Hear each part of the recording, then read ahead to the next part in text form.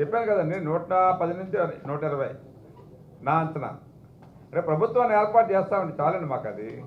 ఓ మందుంటే మాత్రం కాపలా కాచుకోలేము. తర్వాత చూస్తే మేము వేరే గది పెడతాం, వేరే గది.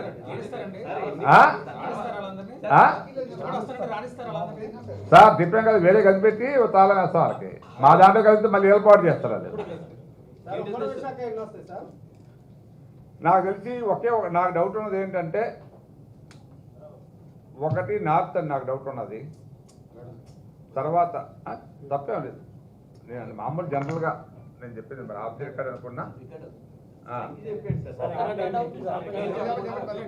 ఓకే, రెండు పోతాయి అనుకుంటున్నా. అంటే 2 లేక 3 రైట్ 5 వద్దులేదు మరి నన్ను చేస్తారు.